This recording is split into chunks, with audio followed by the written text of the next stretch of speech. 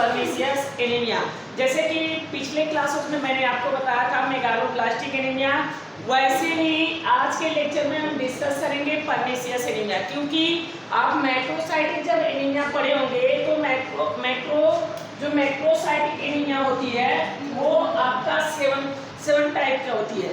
तो 7 टाइप में जैसे कि मैंने फर्स्ट आपको बताया था मेगालोब्लास्टिक एनीमिया, उसमें मैंने आपको मेगालोब्लास्टिक में एनीमिया में क्या होता है उसका causes and signs symptom and laboratory test के बारे में सारा डिस्कस किया था। तो नेक्स्ट में मतलब दूसरी जो आपकी एनीमिया होगी वो परनीशियस एनीमिया। तो परनीशियस एनीमिया में मैं आज के लेक्चर में हम डिस्कस करेंगे परनीशियस एनीमिया में क्या कारण होता है, उसका साइन एंड सिम्पटम क्या होता है और वो क्या है। तो इस वीडियो में हम यही चीज डिस्कस करेंगे। तो चलिए इस वीडियो को ग्रे ना करते हुए हम स्टार्ट करते हैं परनीशियस एनीमिया। तो देखिए यह एक मैक्रोसाइटिक एनीमिया टाइप्स है। मतलब हम कह सकते हैं सर जी परनीशियस एनीमिया एक हमारी मैक्रोसाइटिक टाइप की एनीमिया होती है। मैक्रोसाइटिक टाइप की एनीमिया का मतलब यह हुआ कि इसमें आरबीसी की साइज क्या कर जाती है, बढ़ जाती है। ये चीजें टाइप उसी का है तो इसमें भी तो आरबीसी बढ़ती होगी। तो एक्चुअली में क्या कारण है कि आरबीसी का साइज बढ़ जाता है। तो एक्चुअली में परनीशियस एनीमिया में विटामिन B12 की डिफिशियंसी की वजह से हमारा बोन मैरो जो होता है वो आरबीसी का साइज क्या करा देता है, बढ़ा देता है, या एबनॉर्मल आरबीसी का फॉर्मेशन कर देता है। ये पॉइंट समझ में आया। जैसे कि मैंने मेगालोब्लास्टिक एनीमिया में मैंने बताया था कि deficiency of vitamin B12 and folic acid, अगर हमारे पौष्टिक आहार या भोजन में विटामिन B12 और फोलिक एसिड की डिफिशियंसी हो जाए तो हमारा बोन मैरो एबनॉर्मल या इमैच्योर आरबीसी का फॉर्मेशन करती है, उसमें भी साइज बढ़ी आती थी। ये चीजें मैंने बताया था ना, इसका कारण क्या था, विटामिन B12 और फोलिक एसिड। लेकिन परनीशियस एनीमिया में ओनली फॉर विटामिन B12 की डिफिशियंसी होती है। इसमें फोलिक एसिड का डिस्कस नहीं करेंगे, ओनली फॉर विटामिन B12। अगर कोई क्वेश्चन पूछेगा कि परनीशियस एनीमिया और मेगालोब्लास्टिक एनीमिया में क्या डिफरेंसेस है तो आप सीधा बताइएगा कि pernicious anaemia only for vitamin B12 की कमी से होता है और मेगालोब्लास्टिक एनीमिया विटामिन B12 और फोलिक एसिड दोनों की कमी से होता है। ये चीज मैंने कल के वीडियो में आपको डिस्कस किया था। तो इस वीडियो में परनीशियस एनीमिया देखिए साफ साफ लिखा है कि it is a chronic disorder. यह एक क्रोनिक डिसऑर्डर है, इसलिए लंबे समय तक चलती है। आप मिडिल एंड ओल्ड एज, ज्यादा से ज्यादा ये बीमारी मिडिल एज और ओल्ड एज में होती है। मतलब कि अगर आप 30 या 45 साल के एज में जब आप इंटर करते हैं तो ये बीमारी होने का चांसेस ज़्यादा रहता है। और ओल्ड एज का मतलब कि आप 60, 70, 80 एज के जब आप क्रॉस करते हैं तो ये बीमारी का चांसेस क्या कर जाता है, बढ़ जाता है। देखो साफ साफ लिखा है it is a chronic disorder of middle and old age. ज्यादा से ज्यादा ये मिडिल एज और ओल्ड एज में ये बीमारी होती है। अगली हम पॉइंट की बात करें, देखिए कह रहा है कि the fundamental defect is a failure of secretion of intensive factor.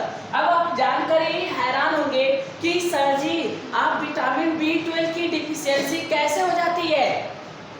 तो इसमें होता क्या है कि अगर आप मान लीजिए अगर आप पौष्टिक आहार में विटामिन B12 ले रहे हैं तब भी डिफिशियंसी हो जाए तो ये तो बहुत बड़ा कारण है ना।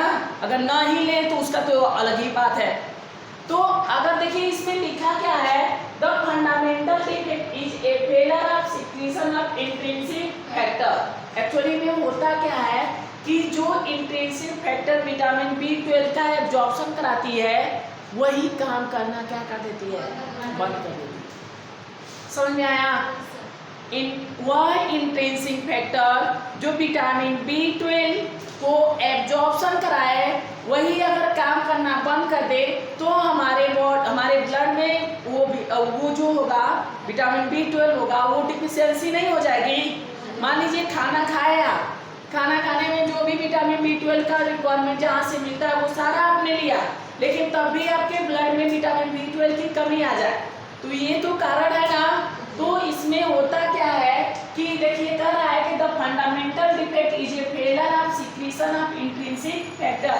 जो इंट्रिंसिक फैक्टर हमारे विटामिन B12 का एब्जॉर्प्शन कराती है, क्योंकि आपको पता है डाइजेशन के बाद क्या प्रोसेस स्टार्ट होता है, एब्जॉर्प्शन ना। जैसे कोई चीज़ आप खाना खाएं, उसका मेटाबोलाइज होकर जो कंपोनेंट बना, कंपोनेंट मान लीजिए आपका क्या बन गया, विटामिन B12 जो भी बन गया, मान लीजिए खाना खाने के बाद वो कंपोनेंट मिला होगा ना, तो वो कंपोनेंट आपके सेल्स में एब्जॉर्ब होना चाहिए ना। तो अगर एब्जॉर्ब करने के लिए इंट्रिंसिक फैक्टर होते हैं, जैसे कि HCl ना, HCl हमारा एक प्रकार का गैस्ट्रिक इंट्रिंसिक फैक्टर होता है जो हमारे विटामिन B12 और फोलिक एसिड को भी एब्जॉर्ब कराने में क्या करता है, हेल्प करता है। विटामिन B12 को एब्जॉर्ब कराता है, फोलिक एसिड नहीं, विटामिन B12। ये चीजें जानते हैं ना। तो एक्चुअली में होता क्या है कि वही सिक्रीशन क्या कर जाता है, देखिए फेल कर जाता है। फेल का मतलब बंद हो जाता है। जैसे कि ये हमारे इंट्रिंसिक फैक्टर में जैसे HCl कहाँ से सिक्रीट होता है, स्टमक में ना, स्टमक के वाल से ऑब्जेक्टिव सेल्स होता है, ऑब्जेक्टिव, उसी सेल से ये HCl नामक गैस्ट्रिक एंजाइम सिक्रीट होता है ना, जो एसिड। तो वह एक हमारा इंट्रिंसिक फैक्टर है, वही विटामिन B12 का एब्जॉर्प्शन कराता है। और भी है सब। तो फिलहाल में हम ये बात करते हैं कि is a failure of secretion of intrinsic factor. इसमें जो इंट्रिंसिक फैक्टर विटामिन B12 का एब्जॉर्प्शन कराती है वही क्या कर जाती है, फेल कर जाती है। तो बाय द स्टमक से ड्यू टू परमानेंट एट्रोफी, जिसके वजह से परमानेंट हमेशा के लिए उसकी जो मसल्स होती है वो यहाँ पे लिखा क्या है, एट्रोफी का मतलब कि कंट्रैक्ट में हो जाता है, जैसे कि काम करना बंद कर दे परमानेंटली ना। तो atrophy of gastric mucous membrane, वह गैस्ट्रिक मान लीजिए स्टमक है, तो ये हमारा जो गैस्ट्रिक सिक्रीशन म्यूकस मेम्ब्रेन है ये हमेशा के लिए काम करना क्या कर दे, बंद कर दे। तो जिसके वजह से जब ये काम करना बंद कर देगी तो यहाँ से HCl सिक्रीट होगा, नहीं होगा। और जब इस HCl सिक्रीट नहीं होगा, आप खाना खाओगी, विटामिन B12 का जो भी आपको जहाँ से मिलता है वो सारा लोगी, जैसे मीट, मुर्गा, मछली, जो भी चीजें हैं जो सारा आप लेंगे, तब भी आपको बॉडी में वो विटामिन B12 नहीं मिलेगा। क्वेश्चन पूछेगा क्या कारण है, तो आप बताइएगा कि इसमें जो विटामिन B12 का एब्जॉर्प्शन कराता है वही फेल कराता है।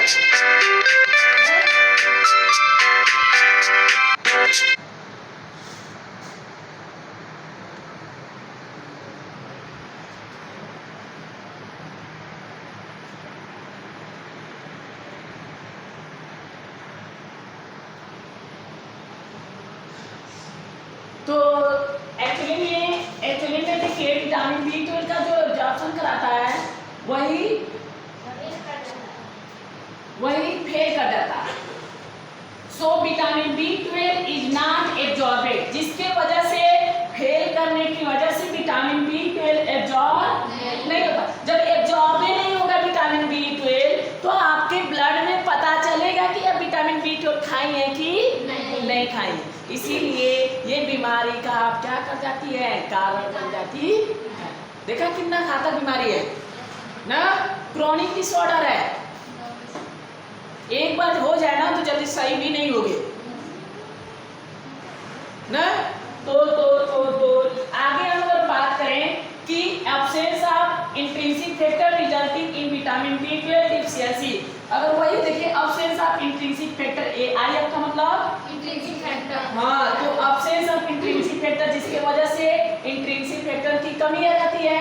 So resulting in vitamin B12 deficiency, जिसके वजह क्या कारण बन जाते हैं, विटामिन B12 की कमी आ जाती है और आप किसका कारण बन जाते हैं, पर्नीशियस एनीमिया। अगर हम कॉजेज की बात करें तो कॉजेज आपको ज्यादा जानना नहीं है, कॉजेज इसका मेन कॉजेज जो होता है डिफिशियंसी ऑफ विटामिन B12 ना। अगर हम नेक्स्ट पॉइंट की बात करें सर तो ये हमें समझ में आया, लेकिन अगर हो जाए तो इसका साइन सिम्पटम क्या दिखाई देगा ना। तो साइन एंड सिम्पटम की बात करें तो सबसे पहले ये लिखा क्या है, the clinical symptom of pernicious anaemia is follow. बहुत सारे क्लिनिकल सिम्पटम है जो नॉर्मली आपको दिखती है। तो फर्स्ट सिम्पटम लिखा है लेमन येलो स्किन, जो नींबू होता है ना, नींबू के जस्ट जैसा कलर, पका हुआ हरा वाला नहीं, नींबू का येलो कलर जो होता है ना वैसा ही आपका कलर भी हो जाए। स्किन का जो कलर होता है जस्ट लेमन के जैसा आ जाता है। पहला सिम्पटम यही है।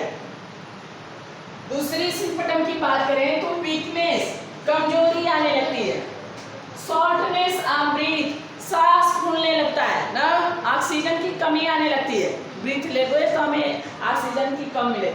पहले एंड सोर्स टंग ना, पहले मतलब पीला होता है ना, एंड सोर टंग जो में सोरेशनेस होगा, स्वेलिंग कर जाएगी ना, टंग पे बहुत सारे स्वेलिंग आ जाएगी, ऐसे ऐसे ना सोरेशनेस पड़ जाते हैं, सूजन आ जाती है।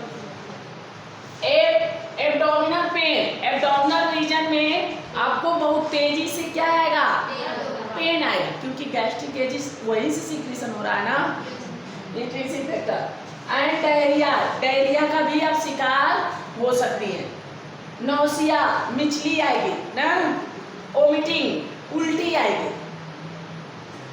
अगला मसल्स वीकनेस, मसल्स आपकी बहुत तेजी से वीकनेस कमजोरी महसूस करेगी। तो ये वीडियो उम्मीद किए होंगे आपको पूरी तरह से समझ में आई होगी। नेक्स्ट वीडियो में हम मिलेंगे लेबोरेटरी इन्वेस्टिगेशन एंड ट्रीटमेंट। तो आज के लिए बस इतना ही। अगर हमारे चैनल पे पहली बार है तो सब्सक्राइब करना ना भूलें, ताकि जो भी नेक्स्ट वीडियो हम आपको अपलोड करूँ वो आपको नोटिफिकेशन के रूप में प्राप्त हो सके। तो चलते हैं, बाय, नमस्कार।